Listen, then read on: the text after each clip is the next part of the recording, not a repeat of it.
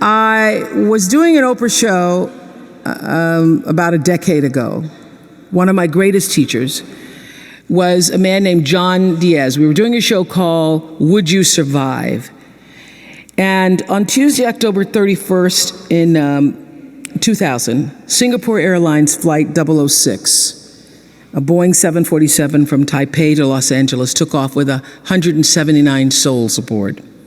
4 crew and 79 passengers perished in that flight, a total of 83 fatalities. There was a typhoon rolling through at the time, and the plane went down the wrong runway. Now, what's interesting, John Diaz was on that plane, and he had several indications, which I'll talk about later, whispers, that he shouldn't have gotten on the plane, but he did anyway. He got on the plane, and he managed to be one of the survivors. And on the Oprah show, I was asking him, what do you think it was that you were one of the survivors? And I said, do you think it was your position on the plane? Because he was in first class and he was sitting on the right next to an exit door. And he said, yes, I think it might have been the position of the plane. And also my quick thinking, he says, and the fact that I didn't stop moving. So I said, you don't believe, you're not a religious man? You don't believe that there was some kind of divine intervention going on there? He goes, no, I'm not a religious person. I do not believe that it was anything divine. I don't believe that.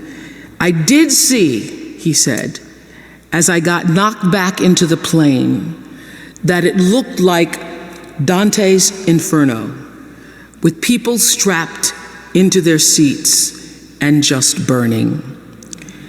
And it seemed a bit to me, as I turned and looked backwards, like there was a light coming out of the tops of their heads.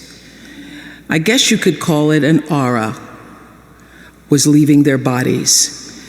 And some lights were brighter than others.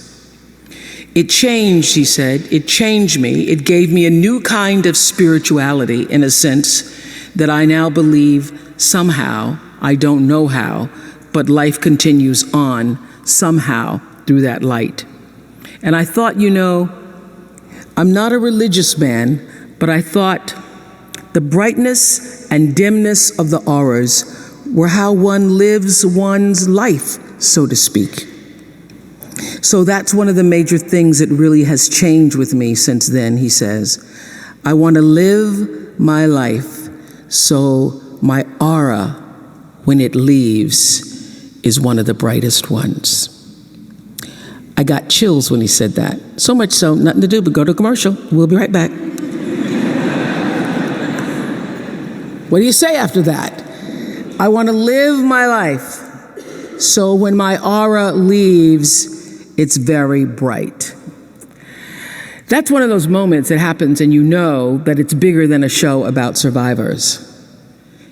Because I always knew that when I am moved, at least a million other people might be too. Because if I can feel it, and there are 20 million people watching around the world, it means that somebody else also felt and heard the same thing. That's what connection is. So I thought a lot about that. And thought about it, obviously, in thinking about, in preparing to talk to you all today, about how does one lead a meaningful life? Because ultimately, isn't that what we all want? We want to lead a life so that however we transition, people can say, wow, that was a bright one. That was a bright light. First of all, I think that it comes from a deep sense of awareness about who you are and why you're here. It comes from being in touch with, on a regular basis, the appreciation and the holy gratitude that should fill each of our hearts on a regular basis, just knowing what a privilege it is to be here and to be human. Close your eyes for a moment, will you please? And breathe with me. Just close your eyes. And if you will, Put your thumb to your middle finger and gather your other fingers around. And let's feel the vibration and pulse of your personal energy as you take 3 deep breaths with me. Inhale.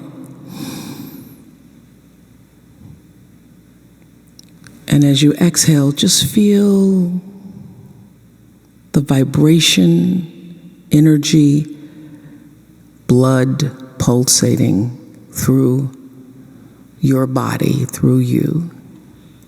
And another inhale.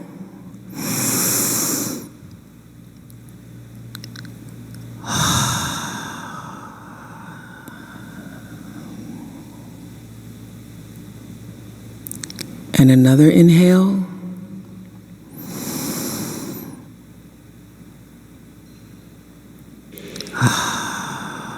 And keep your eyes closed. And let's just think about this day. This day that you have been graced to breathe in and out thousands of times. This day where many of those breaths were taken for granted. You just expected the next one to come. But the truth is, there's no guarantee that the next one comes. This day, how you started your day, what your thoughts were this morning, how you've carried yourself through this day, how you've been allowed to have encounters and experiences, some challenging, some more life-enhancing, that pushed you forward another day of being here on the planet Earth as a human being. Let's just think about that. After all you've been through, in this day alone, and the many days and years past, how you got here to this prestigious, esteemed university, the choices you made that have brought you to this day. Open your heart and quietly to yourself, say the only prayer that's ever needed. Thank you. Thank you. Thank you. You're still here. And you get another chance this day to do better and be better. Another chance to become more of who you were created and what you were created to fulfill. Thank you. Amen. Open your eyes.